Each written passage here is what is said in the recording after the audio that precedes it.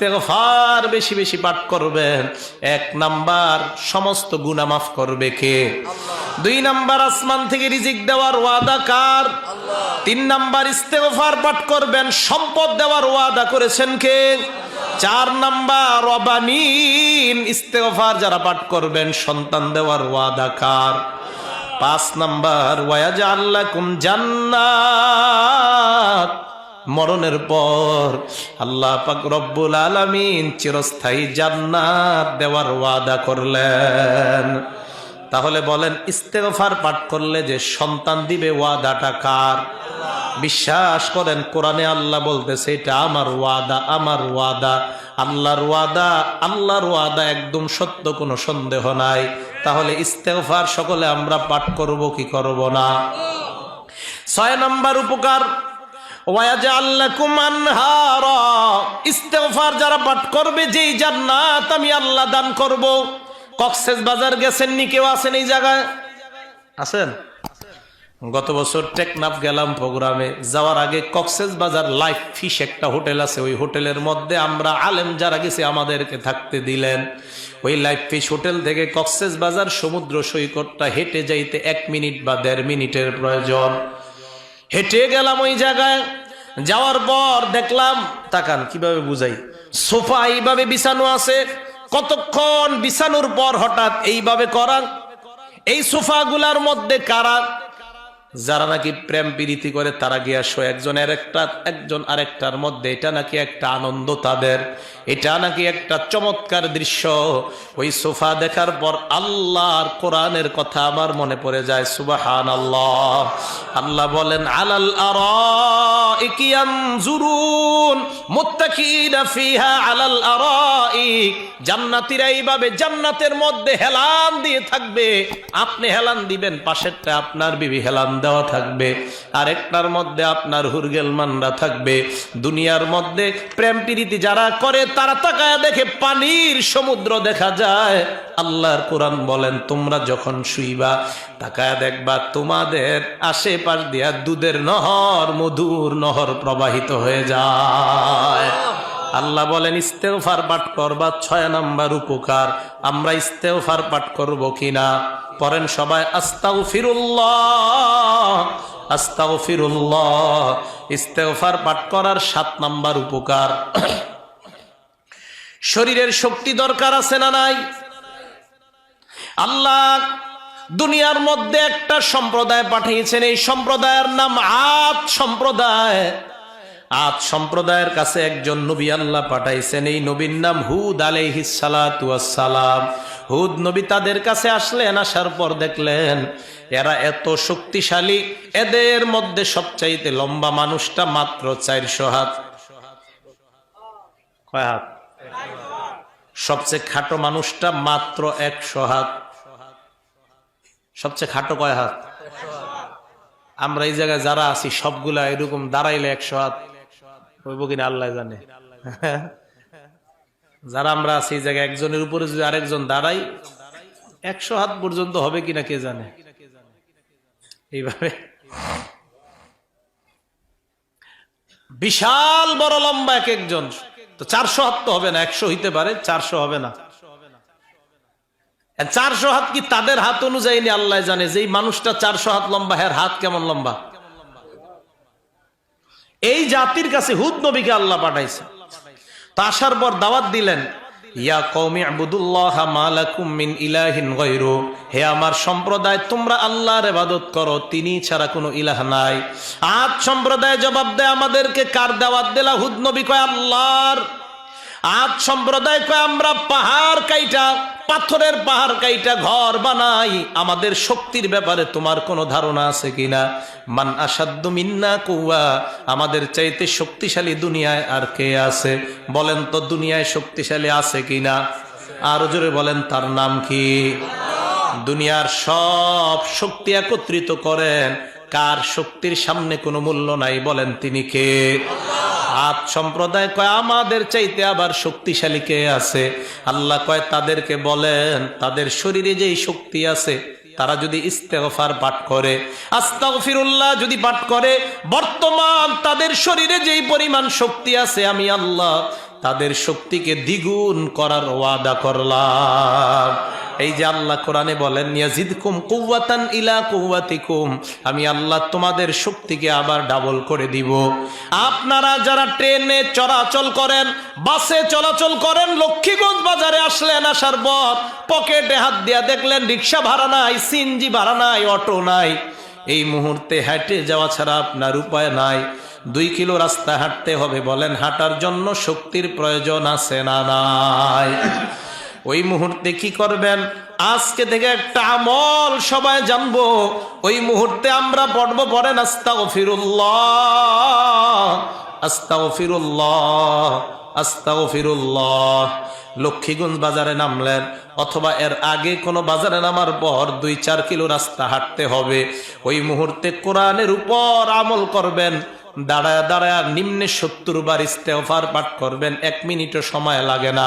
পরেন আমার সাথে আস্তাগফিরুল্লাহ। 70 বার ইস্তেগফার পাঠ করার পর এবার বাড়ির দিকে হাঁটা আরম্ভ করবেন। আল্লাহর কোরআনের ওয়াদা, হাঁটার জন্য যে শক্তির প্রয়োজন আমি আল্লাহ সব শক্তি দেওয়ার ওয়াদা করলাম। কৃষক ভাই ক্ষেতের মধ্যে কাজ করতে করতে, আলু লাগান শীতকালে, আলুর আইলগুলা টানতে টানতে ক্লান্ত হয়ে গেলেন। তাকায় দেখলেন ঘড়িতে 11টা বাজে। হঠাৎ তাকায় দেখলেন বিবিটা এখনো খাবার নিয়ে আসে না, ছেলেটাও আসে না। গামছা দিয়া বাইদা আপনাদের খাবারটা আনে, একটা প্লেট আর একটা গ্লাস আর একটা বল দিয়া খাবারটা আনে। দেশ গ্রামে হয় না এরকম? আপনি তাকায় দেখলেন খাবার আসতেছে না, এর মানে বিবি এখনো খাবার রান্না করে শেষ করতে পারে নাই। পেটের মধ্যে ক্ষুধার যন্ত্রণায় ছটফট করতেছেন। এই মুহূর্তে রাস্তার কিনারায় একটা গাছের ছায়ার নিচে বসেন। বসার পর আস্তে আস্তে 70 বার পাঠ করেন আস্তাগফিরুল্লাহ আস্তাগফিরুল্লাহ আস্তাগফিরুল্লাহ। 11টা পর্যন্ত আপনি কাজ করলেন ফজর থেকে। আবার সামনে আসর পর্যন্ত যদি আপনার কাজ করার প্রয়োজন হয়, আল্লাহ বলেন তোমার শরীরে শক্তি দেওয়ার ওয়াদা আমি আল্লাহ করে দিলাম। মা বোনরা সকালবেলা বাচ্চাটা স্কুলে পাঠান, মেয়েটা স্কুলে পাঠান, স্বামীকে কাজে পাঠান, কাউকে দোকানে পাঠান, কাউকে অফিসে পাঠান, কাউকে গাড়ি চালানোর জন্য পাঠান। এই মুহূর্তে আপনি ভাতের মাত্রা দেখতে হয়, তরকারি সেদ্ধ হয়েছে কিনা দেখতে হয়। ওই মুহূর্তে শাশুড়ি ডাক দেয়, শ্বশুর ডাক দেয়। কাজ করতে করতে 11টা 12টা, আবার সন্তানের কাপড়গুলা ধোয়া লাগে। কাজ করতে করতে 1টা বেজে যায়। আপনার শরীরের শক্তি খরচ হয় কি হয় না? ওই মুহূর্তে মা বোনরা মোবাইলটার মধ্যে ফেসবুক, ইন্টারনেট, ভিডিও আর টেলিভিশনটা চালু না কইরা আপনি ওই মুহূর্তে কিছুটা সময় চুপচাপ থাকেন আর পড়েন আস্তাগফিরুল্লাহ। পড়েন আমার সাথে আস্তাগফিরুল্লাহ। নিম্নে 70 বার পাঠ করবেন। এই যে আপনি জোহর পর্যন্ত কাজ করলেন, আসর আর মাগরিব পর্যন্ত কাজ করার শক্তি আবার আল্লাহ আপনাকে দিয়ে দিবেন। কোরআন বলছে, সত্যি কথা কোরআন বলতেছে। ছাত্র ভাইয়েরা পড়তে পড়তে এসএসসি পরীক্ষা দিবে, বাংলা সাবজেক্টটা পড়তে পড়তে ক্লান্ত হয়ে গেছে, ইংলিশ পড়বে। তো খুব খারাপ লাগতেছে ছেলেটার। এই ইংলিশ সাবজেক্টটা খোলার আগে আপনি বাস করেন 70 বার আস্তাগফিরুল্লাহ আস্তাগফিরুল্লাহ। এর মানে আপনি শরীরে এনার্জি আনতেছেন, এনার্জি। বাংলা পড়তে পড়তে আপনার এনার্জি শেষ, এবার ইংলিশ পড়ার জন্য এনার্জি প্রয়োজন। মাদ্রাসার ছাত্র ভাইয়েরা এক কিতাব তাকরার করাইতে করাইতে মুকাররির সাহেবের অবস্থা বড় খারাপ। একটা তাকরার করানোর পর 1 মিনিটের জন্য বিরতি দেন, সবাই ইস্তেগফার পাঠ করেন। পাঠ করার পর আবার যখন ইংলিশ সাবজেক্টটা ধরবেন, তাকরা করার জন্য আরেকটা কিতাব আপনি শুরু করবেন। আল্লাহর কসম, কোরআন বিশ্বাস করেন, আপনার শরীরে আল্লাহ শক্তি দান করে দিবেন। এই জন্য ইস্তেগফার সকলে পাঠ করা দরকার আছে না নাই? আল্লাহর নবীর আগে কোনো গুনাহ নাই, পরে কোনো গুনাহ নাই। এই নবী বলেন ইন্নাহু লা ইউগানু আলা কলবি, আমার অন্তরে মাঝে মাঝে গুনে ধরে। কে ধরে? নবীজি বলেন আমার অন্তরে গুনে ধরে, অলসতা আসে। আসলে তো আসে না, নবী আম করে বুঝায়। নবীজি বলেন অলসতা দূর করার জন্য লা আস্তাগফিরুল্লাহ ফিল ইয়াউমি মিআতা মাররা, আমি ডেইলি আল্লাহর দরবারে 100 বার ইস্তেগফার পাঠ করি। কয়বার? আর জোরে বলেন কয়বার? সবাই দুই হাত উপরে তোলেন, আবার নামান, আবার উপরে উঠান, আবার নামান। ঘুম চইলা গেছে, এবার বলেন নবী কয়বার ইস্তেগফার পড়তেন? আর জোরে বলেন কয়বার? যেহেতু আমগো এত গুনাহ নাই, সেহেতু আমগো এত পড়া দরকার নাই। কি বলেন? আবু হুরায়রা রাদিয়াল্লাহু তাআলা আনহু বলেন, আমি প্রতিদিন হাজার হাজার হাদিসের কাজ করতাম। এই কাজ করার পরেও 12,000 বার ইস্তেগফার পাঠ করতাম। কয় হাজার বার? 12,000 ইস্তেগফার পাঠ করতাম আবু হুরায়রা। হযরত হুযায়ফা রাদিয়াল্লাহু তাআলা আনহু বলেন, কানা ফি লিসানি যারাবুন আলা আহলি, আমার মেজাজটা মাঝে মাঝে আমার বিবির উপর খারাপ হয়ে যায়, আমার ছেলের উপর মেজাজটা খারাপ হয়ে যায়। এরকম আপনাদেরও হয়? মাঝে মাঝে বিবির উপর মেজাজ খারাপ হয়। বিবি ফোন দেয় রাতে 12টার দিকে, বাসায় আসতেছেন, ওই মুহূর্তে ফোন দিয়ে এমন একটা কথা কয়, ওই মুহূর্তে কয় একটা কাজ করেন সালমার বাপ, আসার সময় ওই জিনিসটা নিয়ে আইসেন। ইতিমধ্যে আপনি ঘরে ঢুকতে বাকি আছে আর সামান্য সময়, মেজাজটা আপনার বড় খারাপ। ওই মুহূর্তে হাত গুটান আর বলেন, আইসা নেই, আজকে তোর খবর আছে, আগে কইতে পারলি না, 12টা বাজে তুই বললি ওই জিনিসের প্রয়োজন। হযরত হুযায়ফা বলেন, আল্লাহর নবীর কাছে আমি গেলাম, যাওয়ার পর বললাম, ইয়া রাসূলুল্লাহ, আমার জবানের অবস্থা এমন, মাঝে মাঝে আমার মেজাজ খারাপ হয়, আমার বিবির উপর মেজাজ খারাপ হয়ে যায়, আমার সন্তানের উপর আমার মেজাজ খারাপ হয়ে যায়। ইয়া রাসূলুল্লাহ, ওই মুহূর্তে আমি কি করতে পারি? আল্লাহর নবী ঔষধ শিখায়া দিলেন, তাস্তাগফিরুল্লাহ 70 মাররা, তুমি 70 বার ইস্তেগফার পাঠ করবা, এরপর বিবিকে শাসন করবা, সন্তানকে শাসন করবা। এই শাসনের মধ্যে আল্লাহ ভরপুর বরকত দান করে দিবে। এই জন্য আমাদের মেজাজ যখন খারাপ হয়, বিবির কাছে যাওয়ার আগে কয়বার ইস্তেগফার পাঠ করব? সকলে বলেন। 70 বার পাঠ করার পর বিবিকে যাওয়ার পর যখন শাসন করবেন, এটার মধ্যে ফায়দা আছে।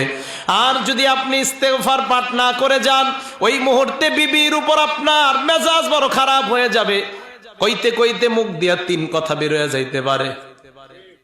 তুই 1, তুই 2, তুই 3 বলে ফেলতে পারেন। মেজাজ খারাপ হওয়ার কারণে হয় কি হয় না? এই জন্য মেজাজ যেন খারাপ না হয়। বলেন তো, মেজাজ খারাপ হইলে মেজাজ ঠান্ডা করব কয়বার আস্তাগফিরুল্লাহ পাঠ করব? তাহলে 70 বার ইস্তেগফার পাঠ করতে রাজি আছি না নাই? আমরা ওয়াদা করি দৈনন্দিন হুজুর ঘুমানোর আগে 100 বার আস্তাগফিরুল্লাহ পাঠ করব, রাজি আছেন কিনা? কয়বার? সকলে বলেন কয়বার? আরেকটা আমল, ইমাম সাহেব যখন সালাম ফিরায়, ডান দিকে ফিরাইলেন, বাম দিকে ফিরাইলেন, বাম দিকে সালাম ফিরানোর পর আমরা উঁচু আওয়াজে, হালকা উঁচু আওয়াজে বলবো, বলেন আল্লাহু আকবার। তাহলে পরীক্ষা করি, ইমাম সাহেব আমি আসসালামু আলাইকুম ওয়া রাহমাতুল্লাহ, এক সালাম ফিরাইলাম, দ্বিতীয় সালাম আসসালামু আলাইকুম ওয়া রাহমাতুল্লাহ, মোটামুটি হালকা আওয়াজে বলবেন। এরপর নিম্ন আওয়াজে 3 বার বলবেন, বলেন আস্তাগফিরুল্লাহ, আস্তাগফিরুল্লাহ, আস্তাগফিরুল্লাহ। এই 3 বার নিচু আওয়াজে বলবেন। ইস্তেগফার মুখ দিয়ে বলবেন, আর মনে মনে বলবেন, আল্লাহ, এশার নামাজ তুমি যেইভাবে পড়তে বললা ওইভাবে আমি পড়তে পারি নাই। মনে মনে বলবেন, আল্লাহ, তুমি যেইভাবে নামাজের হুকুমটা করলা ওইভাবে আমি রুকু সেজদা করতে পারি নাই। মুখে ইস্তেগফার, মনে মনে আল্লাহর কাছে অনুশোচনা। মুহাদ্দিসিনে কেরাম বলেন, এই যে মনের ভিতর আল্লাহর কাছে আপনার একটা ছোট হওয়া ভাব, মুখে বলতেছেন ইস্তেগফার, নামাজের মধ্যে ছোটখাটো ভুল ভ্রান্তিগুলা আল্লাহ মাফ করে দিয়ে আল্লাহ আপনার নামাজ কবুল করে নিবেন। মনে থাকবে না আমলটা? তাহলে 2 সালাম ফিরানোর পর হালকা উচ্চ আওয়াজে কি? নিম্ন আওয়াজে কয়বার কি পড়ব? আস্তাগফিরুল্লাহ। এবার আসেন, ইস্তেগফার পাঠ করার অর্থ হলো দোয়া করা, ক্ষমা প্রার্থনা করা। ক্ষমা প্রার্থনা করবো কার কাছে? আল্লাহর কাছে। যখন ক্ষমা প্রার্থনা করবেন, 1 নাম্বার নিজের জন্য, 2 নাম্বার এই মা বাবার জন্য। ইব্রাহিম নবী শিখায় দেয়, রব্বানা গফিরলি ওয়া লিওয়ালিদাইয়া, আল্লাহ তুমি আমারে মাফ করো, আমার মা বাবারেও তুমি মাফ করো। নূহ নবী শিখায়া দেয় রব্বিগফিরলি ওয়ালি ওয়ালিদাইয়া, হে আল্লাহ তুমি আমাকে মাফ করো, আমার মা বাবাকেও তুমি মাফ করো। মা বাবার জন্য ক্ষমা চাইবেন। যাদের মা নাই বাবা নাই, আল্লাহর কাছে বলবেন আল্লাহ তুমি আমাকে মাফ করো, আমার কবরওয়ালা বাবাকে তুমি মাফ করে দাও। এই কথা বলার সাথে সাথে আল্লাহর নবী বলেন ইন্নাল্লাহা লা ইয়ারফাউদ দারাজাতা লিল আবদিল মুমিনি ফি কবরিহি, আল্লাহ সাথে সাথে ইমানদারের কবরে একটা মর্যাদা বাড়ায় দেয়। ইমানদার সাথে সাথে আল্লাহকে বলে আল্লাহ এই মুহূর্তে কেন কবরে আমার মর্যাদা তুমি বাড়াইলা? আল্লাহ জবাব দিয়ে দেয় বিইস্তিগফারি ওয়ালাদিকা লাক, তোর সন্তান এই মাত্র মসজিদের কোণার মধ্যে বৈশা তোর জন্য বলছে আল্লাহ তুমি আমার বাবারে মাফ করে দাও। এই বলার কারণে আমি সাথে সাথে তোর একটা মর্যাদা বাড়ায়া দিলাম। দৈনন্দিন যদি আপনি আপনার বাবার জন্য 100 বার বলেন আল্লাহ আমারে মাফ করো, আমার বাবারে তুমি মাফ করে দাও, 100 মর্যাদা আপনার বাবার কবরে আল্লাহ বাড়ায়া দিবেন। তাহলে 1 নাম্বার নিজের জন্য ক্ষমা প্রার্থনা করা, 2 নাম্বার মা বাবার জন্য ক্ষমা প্রার্থনা করব কিনা, সবাই রাজি আছে কিনা? দোয়া করা, এই দোয়া করার বাংলা অর্থ হলো আহ্বান করা, ডাকান। এবার সবাই হাত তোলেন সবাই বলেন একবার আল্লাহ। হয় নাই, আরো জোরে বলেন আল্লাহ, আরো জোরে বলেন আল্লাহ। হাত নামান। মসজিদের ইমাম সাহেবকে ডাকলাম, ইমাম সাহেব ঘরে আছেন কিনা? ইমাম ঘর থেকে লেপের নিচ থেকে বলে আসি, বলেন কি বলবেন? আবার বাহির থেকে বলতেছি ওই ইমাম সাহেব ঘরে আছেন কিনা? উনি লেপের নিচ থেকে বলে আসি, বলেন কি বলবেন? আবার বাহির থেকে বলি ইমাম সাহেব ঘরে আছেন কিনা? উনি বারবার আমার আওয়াজ শুনতেছি কিন্তু ওনার সারা কিন্তু আমি শুনতেছি না। এবার উনি ঘরের দরজায় এসে কয় হে মিয়া, আমি না বারবার বলতেছি আমি আপনার কথা শুনতেছি, বলেন কি বলবেন? বুঝাইতে চাইলাম অনেক সময় আমরা দুনিয়ার মানুষকে ডাক দেই কিন্তু ওই মানুষ সারা দিলে আমরা অনেক সময় শুনি না, এমন হয় কি হয় না?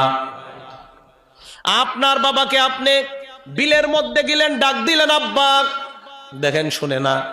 আবার আরেকটু কাছে গিয়ে বললেন আব্বা, আপনার বাপে কয় কি বলবি বল, কিন্তু বাপের সারাটা আপনার কানে আসে নাই, এরকম হয় কি হয় না?